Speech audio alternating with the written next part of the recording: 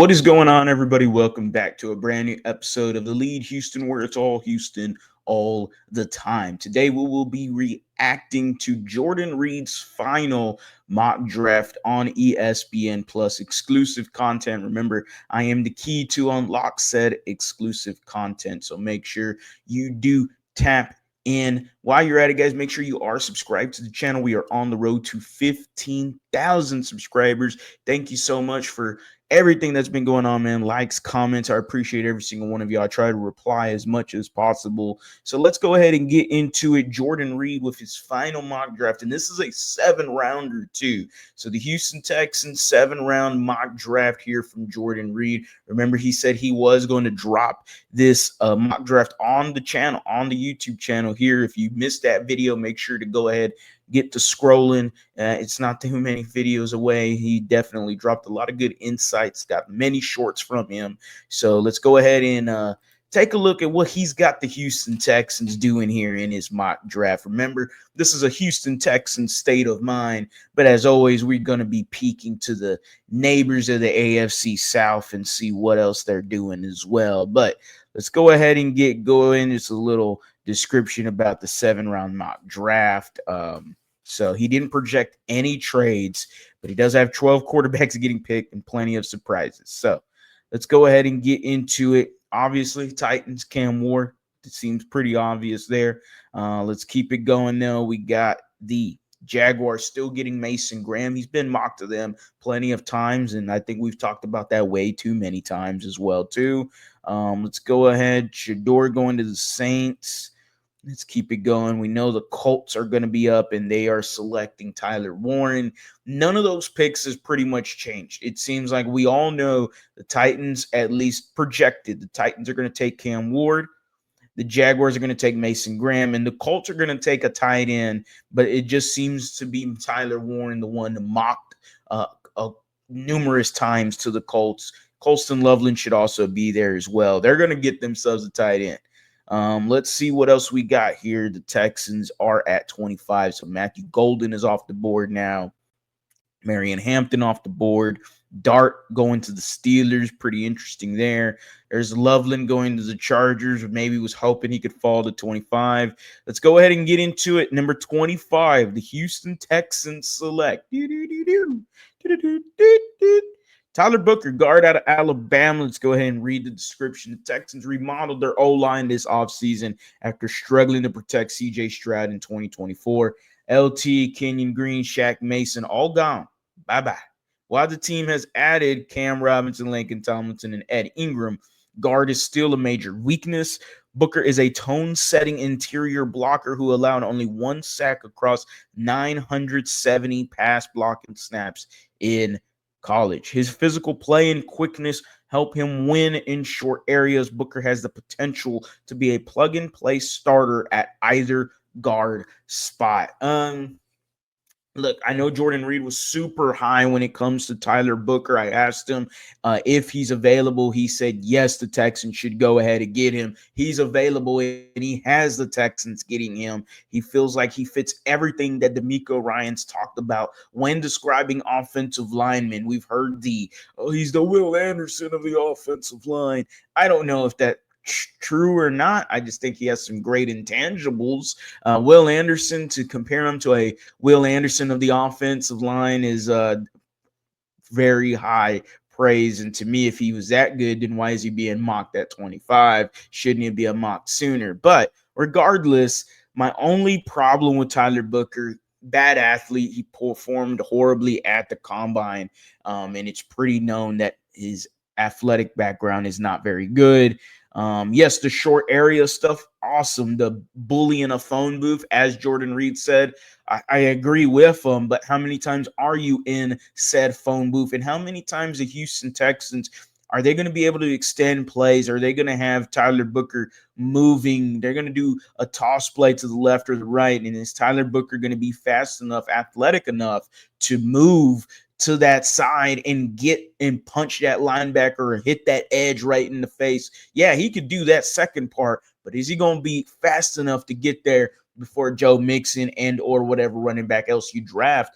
That's the biggest question for me with Tyler Booker. Just Something about it, he seems very scheme dependent. I'm not quite sure I'm sold on Tyler Booker, but that's who he has us taking at 25. I can't really disagree that the Texans need something on the offensive line. I feel like I'd rather go with some other options, like Gray Zabel was there too. I'm sure Donovan Jackson is somewhere here that's going to get picked. There goes Nolan to the Eagles. He's going to be a beast there. Let's keep it going, though. Titans get Burden. Who else? Did I miss somebody? Yeah. Okay, Titans get Luther Burden. Jags get Ibuka. Two wide receivers coming over to the AFC South right there. Not what I like to see, but hey, it is what it is. We got our boy, man. Carson Schwarzenegger, badass dude out of UCLA. My goodness, just an absolute badass. The film is amazing on him. Let's keep it going. Texans are at 58, though, and they are taking wide receiver Trey Harris out of Ole Miss. I talked about him briefly, but on the Who's Your Five wide receivers, make sure to check out that video. Trey Harris was mentioned in the video. I really like Trey Harris. I like what he brings to this team. Missed some of the year, still had 1,000 yards. Let's read his description real quick. Tank Dell and Stephon Diggs gone right now. The Texans need receiving help. Harris is downfield option who had 60 receptions for 1,030 yards, 7 touchdowns last season, despite missing 5 games to hip and groin injuries. The stats are a little inflated because it's a Lane Kiffin offense, but ultimately, Trey Harris, big dude, 6'3", 6'4", perfect size, and he runs like a deer. He's kind of a boomer bust kind of prospect. I don't think there's no middle ground with Trey Harris, but I do love what he could bring to this team and to Nick Caley. The skill sets are very much attractive, and it definitely gets the eyes popping when you take a look at Trey Harris in the film. I just want to know, can he ultimately fit what Nick Caley wants to do here in Houston, and can he block? Because that's one thing that you're going to be relying on. And I don't know if Trey Harris can block. He has the ability, definitely at 6'4", whatever. He can block, but it is going to be tasked that he does it consistently. And can he do it well enough? We see Nico. Nico can block. Can Trey Harris do the same thing? I don't think that's too big of a question, considering Nico Collins can rub him off on the pause, can rub off on him on the right way right there. Let's keep it going, though. Third round, we got 70, what was it, 79, I believe, 77, 79, 79. Here we go. The Houston Texans take the bulldozer. I'm calling him the bulldozer. It's one of my favorite prospects, actually. Anthony Belton, offensive tackle in NC State. Belton is a punishing blocker with the positional flexibility to play guard and tackle. He would give the Texans revamped O-line depth at multiple spots. I'm a big fan of Anthony Belton. The dude's just massive. Get out of the freaking way. He's about like 6'5", 6'6", 320. He's just a bulldozer. Absolutely mauls you. Get out of the way. The train is on the tracks when it comes to Anthony Belton. And to me, this is who you want for the Houston Texans offensive line room. When you hear punishing blocker, that's exactly the perfect adjective you want to see from a Texans offensive lineman. Punishing. That is what you want here. That is what you need. The Houston Texans, the Miko Ryans, and what he's looking for is an Anthony Belton. Would shock me if he's not the pick for the Houston Texans. Yes, that's over Tate Ratledge. Anthony Belton is a dude. I really like this pick. Maybe not a day one starter, but during the season could end up taking over as a starter. Really love this pick a lot for the Texans here. Next one's at 89. Bunch of offensive linemen coming off the board there. Let's keep it, though. The Texans at 89 take a running back, Devin Neal out of Kansas. Devin Neal's receiving prowess and reliability on multiple run concepts would make him an ideal RB2 behind Joe Mixon. No disagreements here. Man, I would have loved Dylan Sampson. He's going to the Jaguars there. Really hurts to see that. Jack Beckel pick after. Devin Neal is not a bad pick at all. I did a Who's Your Five running backs, and I showed you who I think the 5 running backs the Houston Texans should be taking a close look at. In my honorable mentions, Devin Neal. The running back class is so loaded and so deep. This Houston Texans team can't go wrong, really. But Devin Neal brings so much to this team. Shorter back, but shifty, super, super shifty. Can do the running, can do the receiving, can do a little bit of both. And again, like he's mentioned, a perfect backup to Joe Mixon, the lightning and thunder that fans always will be crying about. This is definitely the thunder to Joe Mixon's lightning right there. I would love this and multiple run concepts. Yeah, Kansas had multiple offensive coordinators, so Devin Neal is comfortable in running whatever you need him to do. I would love to see him in that. I've mentioned James White role many times. I'm curious to see if Nick Caley can do that same thing, especially with Devin Neal here at 89. Let's keep it going. Remember, we don't have a fourth round pick, so we're just going to fifth round pick. Remember, Texans got a fifth round pick at 166. Here we go, ladies and gentlemen, right there. Luke Lakey, tight end out of Iowa. The Houston Texans select him in the fifth round. Texans need a tight end. Do they take one higher if there's someone that falls to them? Absolutely. I think so. I think they have some chatter in the war room if a Mason Taylor is there at 79 or Elijah Arroyo is there as well too. Luke Lakey isn't bad. I think he's more of a backup tight end, and quite honestly, I don't know what the big difference between him and Kate Stover would be. Not the biggest fan of this pick, but I do like he's got the NFL bloodlines in him. He is the son of Jim Lakey. Shout out to Jim Lakey, one of the members of the Hogs back in the day with the 80s, 90s Washington Redskins, three-time first-team All-Pro, second-team All-Second Pro. I mean, the dude was an absolute monster, probably one of the best Washington Redskins to ever put on a uniform. He's amazing. Super Bowl champion. Luke Lakey, solid at tight end for Iowa. Not bad. He looks okay. Started all the games last year for you.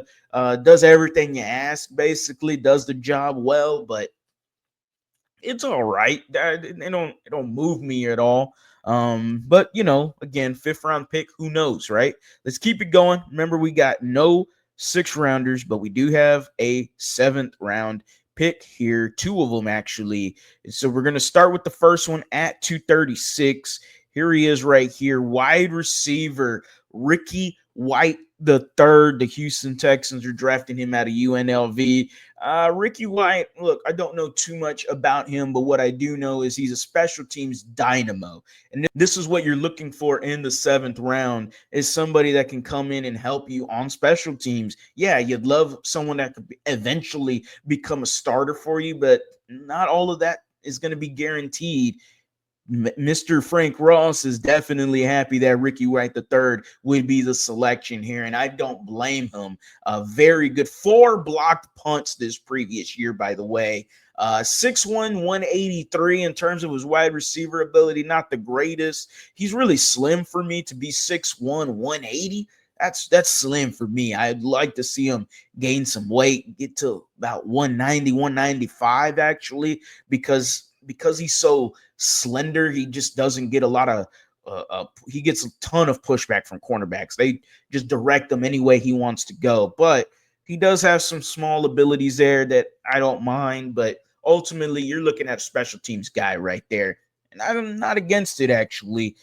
And then we got linebacker at 241, Colin Oliver out of Oklahoma State. Nothing too special here. He's about 6'2", 240. Seems to be more of a will linebacker maybe, and that would be Christian Harris's spot. This is a 7th round pick, though. You're looking at a guy that could be, undrafted, supposedly. Another special team guy.